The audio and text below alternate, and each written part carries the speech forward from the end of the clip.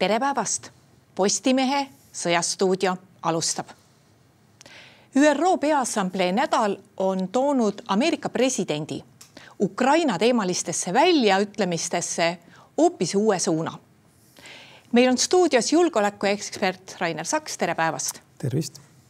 No harilikult ÜRO Peaassamblee nädalale kedagi ei eruta. Seekord oli teistmoodi. Kui me alustame Ukraina teemal, siis pärast kohtumist Ukraina presidendiga andis Ameerika president mõista või õigupoolest ütles küll otse välja, et Ukraina siiski peaks saama või peaks vallutama sõjaliselt tagasi kõik talle kuuluvad territooriumid. Millest selline Ameerika presidendi meelemuutus? Ju see tuli kuidagi moodi mingisugusest suhtlemisest ukrainlastega, ma arvan, sest vahetult Ukraina presidendiga oli kohtumine peale seda ÜRO kõnet, see ei saanud nagu sellest nagu otse tulla. Aga ma arvan, et tegelikult see asi on natukene lihtsam, et USA president ei talu hästi, ütleme siis seda, et Venemaa on teda niimoodi, nagu eesti keeles öeldakse, ninapidi vedanud ja praegu ta lihtsalt väljendab eelkõige oma frustratsiooni, et kas sellele nüüd järgnevad mingisugused väga karmid poliitika muutused, et selles on põhjust sellepärast eelkõige kaheldada, et varasemalt need tema retoorilised käänakud ei ole toonud kaasa nagu reaalseid poliitikamuutusi ja vaatame, kuidas seekord on, aga mina ei tunne Donald Trumpi nii hästi, aga inimesed, kes teda nagu põhjalikumalt on analüüsinud, väidavad, et ta siiski nüüd läheneb nagu sellisele pöördepunktile, kust võib selline solvumine minna üle siis nagu selliseks permanentseks nagu sooviks siis hakata nagu Venemaad kuidagi moodi survestama. No vaatame, kas jõutakse sinna punkti. Ma arvan siiski, et Venemaa võtab kätte ja nüüd üritab igaksjuks nagu seda retoorikat nagu maandada ja pakkuda USA-le mingisugust nagu sellist võib-olla ka natukene üllatavat siis võimalust jälle asuda nii-öelda ootama, millal siis Venemaa läheneb jälle sellele rahulepingule nagu näiliselt. Nii et ma ei usu, et praegu on üks järske käänakuid poliitikas toimub. No võt, ma just pidasingi silmas, et siin oli tegelikult teistel tasemestel kohtumisi ka just venelaste ja ameeriklaste vahel, et kui palju venelastel võis õnnestuda neid väljaütlemisi nagu oma kasuks rohkem pöörata ja pehmendada ja teisele suunale viia. Venemaa praegu peab peamiselt infosõda ja nagu kahetsusväärselt siis päris mitmed lääne suured väljaanded, meediaväljaanded, eelkõige seal Reuters ja Telegraaf ja on nagu neid Venemaa spinne niimoodi avaldanud ja selle Venemaa nende spinnide mõte on siis ikkagi eelkõige see, et president Trump teeb see lihtsalt show'd, et ta tegelikult on nagu kuidagi Venemaaga nagu ühel lainel ja kui vaadata ka, kuidas siin välisminister Lavrov eelkõige, kes on nüüd viimased 1,5 kuud, ütleme, või kuu aega pidanud nagu sellise meediavõitluse nagu põhiraskust Venemaa vaates, siis ta on nagu kogu aeg üritanud rääkida sellest, kuidas seal Venemaa ja USA vahel käivad konsultatsioonid, kuidas seal erinevatel teemadel nagu aetakse mingit ühist asja, no ma arvan tegelikult midagi taolist nagu päriselt ja aktiivselt ei toimu. Nii et tegelikult Venemaa ei tunne ennast liigselt puudutatuna selle pärast? Ma arvan, et tegelikult on häiriv see, mida president Trump tegi, sellepärast, et ÜRO Peaassamblee kõnetoolist pidada selline kõne on hoopis midagi muud, kui anda Foxile intervjuu. Ja seda enam veel, et seal juhtus see tehniline viperus, et see prompter ei töötanud vist, nagu ma aru sain, mis tõttu ta pidas selle peast ja see emotsioon oli veelgi tugevam kindlasti, kui ta võib-olla muidu tekstina oleks olnud. Aga see nagu kinnitab, et ta nagu ei tal ei olnud see ette kirjutatud nagu fraseoloogia, vaid see tuli nagu tema nagu sisemusest, nagu öeldakse. Nii et selles mõttes ma arvan, Venemaa on sellest retoorilisest kannapöördest kindlasti väga häiritud, ta kindlasti midagi teeb, et see ei süveneks nüüd mingiks päris poliitika muutuseks president Trumpi puhul. No kõige olulisem oleks siiski ikkagi see, kui sellele väljaütlemisele järgneksid mingid teod, aga praegu me seda kuskilt ei näe. No ainuke, mida president Trumpi administratsioon on teinud, on see, et nad on siis asunud müüma relvastust seal Euroopa raha eest Ukrainale. Me ei tea täpselt, kui suured need saadetised on. õhutõrje osas see kindlasti on väga määrava tähtsusega, selles ei ole põhjust kahelda. Mis puudutab neid Patriot süsteemi ja seal informatsiooni mingid hankimise vahendeid ja võib-olla veel mõningaid õhutõrje lahendusi ja mis puudutab võib-olla siis ka neid rakette, mida saavad tulistada siis Ukraina käsutuses F-16 hävitajad. Et see on tõenäoliselt erakordselt oluline ja mis need kogused on, ei tea, sellepärast, et Venemaa praegu mingil põhjusel Ukrainasse nagu väga tihedalt niisuguseid suuremaid õhurünnakuid ei ole korraldanud. Ja see ei ole kindlasti mitte tingitud sellest, et nad tahavad kuidagi president Trumpile seal nagu meeldida või see on mingitest muudest põhjustest. Nii et me hetkel nagu sellist raketikaitsevõimekust Ukrainas nagu väga selgelt ei näegi.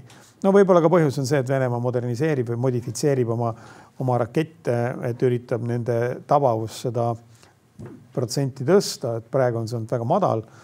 Nii et hetkel jah, nagu muus osas ma ei oska öelda, kas need USA relvatarned on nagu Ukrainat väga palju aidanud, aga siin on nüüd nagu küsimus selles, et kui Ukraina hakkab saama järjest paremat relvastust USA-st ja kui president Trump nagu järjest lubab müüa tõhusamat relvastust, siis tegelikult Venemaal see kindlasti absoluutselt midagi head ei tähenda.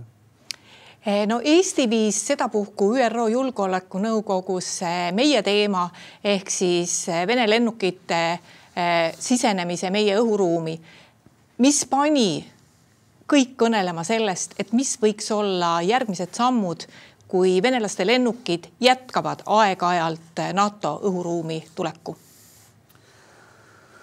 No siin ongi nüüd nagu selles mõttes natukene keerulisem olukord, kui lihtsalt nagu pealt näha vaadata, et nüüd see viimane juhtum Eesti õhuruumis, mis oli selgelt tahtlik provokatsioon, eks ju, kolme hävitajaga võrdlemisi sügavale sisselend.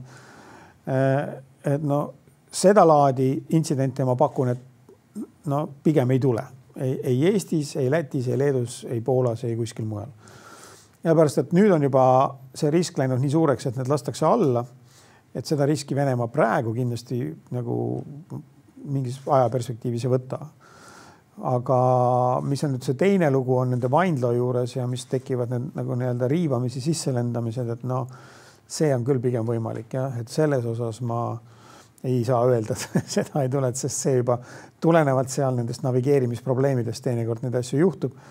Ja no sõltub ka, mis tüüpi lennukiga tegemist on, et kui on tegemist transpordilennukiga, mis on relvastamata, siis nagu võib olla kindel, et keegi seda alla tulistama ei hakka. Ja siis, kui ta on sügaval õhuruumi, siis see lennanud tõenäoliselt. Kui te mäletate, siis selle kaksittornide rünnaku järel 2001. aastal oli ju pikalt oli jutt, mida teha nende nii-öelda Renegade lennukitega, mis ei ole relvastatud sõjalennukid, aga mis siis on tunginud õhuruumi, mis võivad panna toime mingi niisuguse rünnaku. Ja toona oli see paras peavalu, et kuidas neid nagu siis kindlaks teha ja kuidas selle reageerida. No seda laadi asju õnneks enam nagu päevakorras ei ole.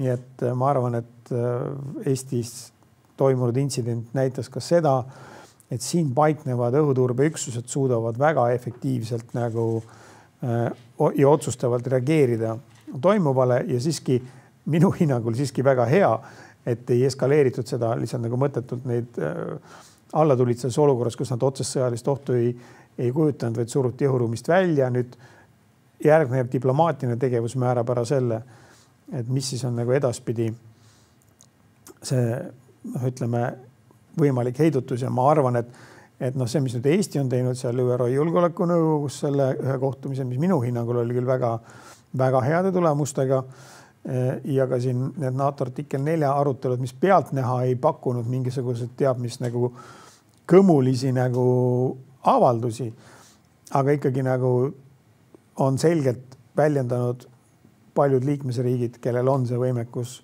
praegu, et lastakse lennukid alla edaspidi, on selge sõnum Venemaale, on ka need artikkel 4 konsultatsioonide tulemusena terve rida otsused, mida tegelikult juba tegemist alustati peale seda Poola drooni intsidenti, et ega Venemaa ju tegelikult ei plaani siin sõda pidada, aga tema jaoks nagu see olukord ikkagi nüüd muutub palju keerulisemaks sõjalises plaanis ka. Nii et ma arvan, et see, mida Venemaa lootis, tõenäoliselt, et Euroopa kahandab toetust Ukrainale ja kasutab sõjalisi vahendeid rohkem oma idapiiri kindlustamiseks, et idapiiri kindlustatakse, aga sõjalisi vahendeid Ukrainalt pole ära võetud, et on läbi kukkunud ikkagi suuresti need provokatsioonid. Aga no vaatame nüüd, on Taanis, Rootsis, Taanis ja Norras on need drooniintsidendid ja Taanis on need täna öösel uuesti kordunud, et nende kohta ei ole Taani veel öelnud, mida nad endast kujutavad. Et noh, see on tegelikult palju suurem võimalus, et midagi taolist võib nagu õhuruumis toimuda. No vaat, kui meie siin kritiseerime seda, et meil ei suudeta kindlaks teha droone, mis lendavad, mis antud juhul küll lendasid üle meie piiri. No Taanis on olukord teistsugune, seal olid droonid lihtsalt lennukeelu alas, nad olid lennujaamade kohal, et seal ei olnud tegemist piiriga. Ometi 2 sellist intsidenti ühte järgi, et tekib küsimus, et kuidas taanlased ikkagi jõua kindlaks teha või võib-olla nad on ka selle viimase juhtumi teinud kindlaks, on ju uus alles. Jah, ei oska nüüd öelda, et võib-olla nad on suutnud kindlasti mingil põhjusel ei avalda seda või mis iganes on, aga selline pikalt vaikuse pidamine kindlasti ei ole hea.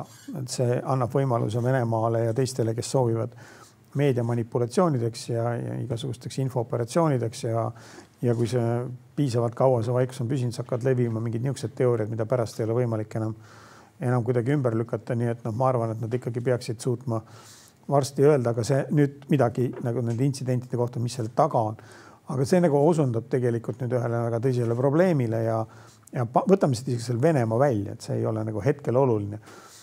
Aga tegelikult on siin tohutult palju muid võimalusi igasugustel pahalastel, ükskõik on ta kuritegevus või kuritegevus või lihtsalt huligaansed ajendid, niisuguseid intsidente korraldada, põhjustada tohutut kahju ja kui nüüd ei ole nagu kaitsval poolel võimalust kiiresti reageerida ja tõhusalt reageerida, siis tekib ikkagi nagu selline olukord mingil hetkel, kui see näha, et see on niivõrd hästi toimiv mudel riigi õiguskorra lagundamiseks, siis hakatakse seda ikkagi massiliselt kasutama. Ja siin ei ole see kõige kriitilisem, ei ole isegi mitte see, mis on nagu sõjaväe võime meie õhuruumi droonide vastu kaitsta, vaid just nagu see olukord, mida me Taanis näeme, et seal ei ole tegemist nagu sõjalise vastasseisuga otseselt, et on vaja tsiviilstruktuuridel on vaja kaitsta oma õhuruumi täpselt samamoodi nende droonide eest. Ja see on tegelikult hoopis teine mõtlemine, mida on vaja nagu selleks, et seda probleemi pikas perspektiivis lahendada.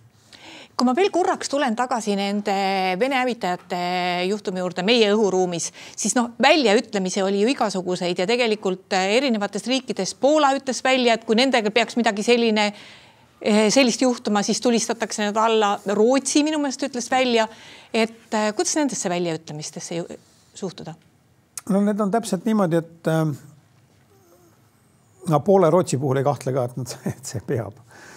Et need on riigid, kes on üldiselt oma heidutust niimoodi aastate jooksul niimoodi üritanud usutavana üles ehitada hoida. Et Poola puhul on nüüd nagu üks niisugune moment, mis on niisugune osundub ka sellele, kuidas võib tekkida nagu probleeme, et Poolas teadupärast õhuruumi kaitsevad nende enda õhutõrjevahendid, nii lennukid kui raketid, kui siis Ameerikast toodud ja teiste liitlaste toodud lennuvahendid ja Patriot ja seal mõned muud õhutõrjesüsteemid. Ja küsimus on nende teatavas või erinevas võimekuses ja nüüd nagu see kohta ei ole nüüd küll ametlikku infot väga täpselt, aga väidetavalt, eks ju, USA oli selle vastu, et neid õhuruumi juhuslikult sattunud süsteeme, nende Patriot, ütleme droone, neid pikamaa droone ja ka seal neid juhuslikke rakette, et neid nagu alla tulistada otseselt siis nagu Ameerika tarnitud vahenditega. Mul on nagu tunne, et siin on nüüd see koht, kus nagu Poola vist on nüüd nii-öelda emantsipeerunud ja öelnud, et minge põrgu, et rohkem me nagu teid enam nagu selle koha pealt nagu ei arvesta, ja see on nüüd nagu Venemaa jaoks väga tähtis, et kui Venemaa varem tajus ära, et seal on nagu Rumeenia puhul räägiti sama lugu, eks ju, et oli USA seadnud selle piirangu, et ei tulistaks neid juhuslikke alla. Et kui see on nüüd nagu murtud, siis see on Venemaaks selge signaal, et nagu rohkem ei ole mõtet neid provokatsioone niimoodi korraldada, et sa ei anna enam nagu sellist tulemust ja seal võivad tekkida nagu mingid hoopis teised tagajärjed. Et ma arvan, et see on nagu väga oluline meede, et see Bideni administratsiooni all toimunud nagu käitumine, see on minu arust nagu täiesti ebakohane ja täiesti ebaefektiivne ja läbi kukkunud, nii et loodetavasti sellest on nüüd üle saadud. Rootsil muidugi nagu selliseid piiranguid ei ole, neil on omad võimekused ja nad suudavad seda rakendada nagu täiesti iseseisvalt. Läheme korraks rindele ka. Millised liikumised Ukraina rindel on toimunud? Ja praegu vist ei ole küll põhjust rääkida, et keegi, kas Ukraina või venelane kavandab või on võimeline tegema mingi suurema pealetungi? Jah, ei näe seda moodi välja ja ütleme niimoodi, et kui nüüd jälle võib alustada täitsa rahulikult öelda seda, et nad viimase aasta jooksul rindijoon sisuliselt muutunud ei ole. See on nagu väga väiksed mastaabid, kus see rindijoon on ühte või teistpidi natuke nihkunud, aga niisugused väga madalal tasemel, nagu kõige madalamal tasemel siiski nagu väiksed liikumisi on olnud ja laias laastus me võime öelda, et mis on nüüd nagu niisugune trend üldine.